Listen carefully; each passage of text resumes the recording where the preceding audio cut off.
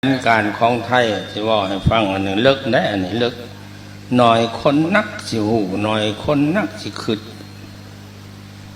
ไทยเนี่ยมันว่าท่านได้ลดล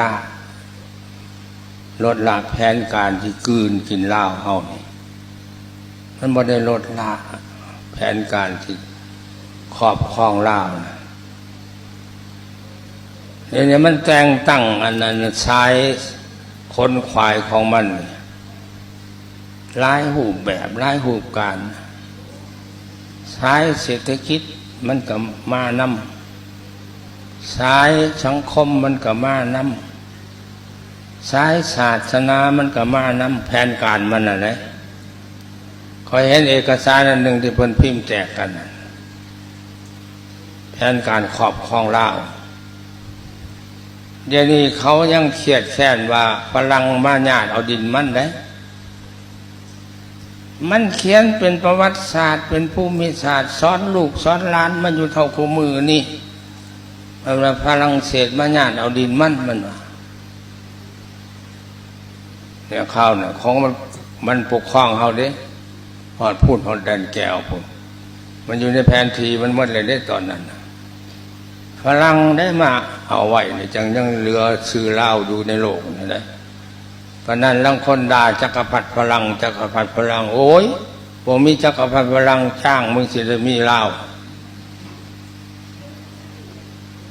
ฝรั่งได้มาเอาไว้นี่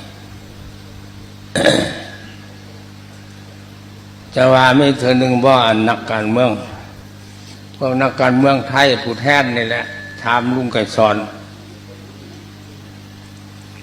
ความถามเพิ่นก็สิเพิ่นอยากเพิ่นสิหมายความว่าอะไรเนี่ยถามให้เล่าถามในลักษณะที่ดูถูกเล่าหมดหรืออะไรถาม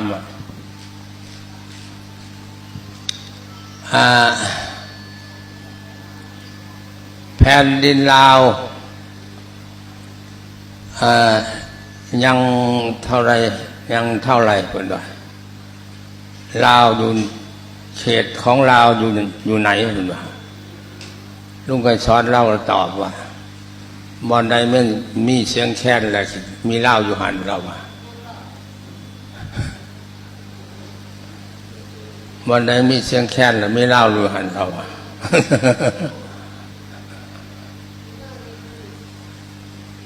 ความขวัญพระเจ้าพางมก็ยังเขียนไว้เด้ผู้ใดอยู่เฮือนห่างกินข้าวเหนียวจำปาแดกเที่ยวลิ้นเช้าแขกด้วยเสียงแค้นแอวแขกด้วยเสียงแค้นอันนั้นคือคนลาวเดี๋ยวนี้เขาบ่ยอมเขาวางแผนที่ครอบครองลาวเขาบ่ได้ด้านหนึ่งเขาเอาด้านหนึ่งเดี๋ยวนี้เขาพยายามเอาด้านวัฒนธรรมกับเศรษฐกิจ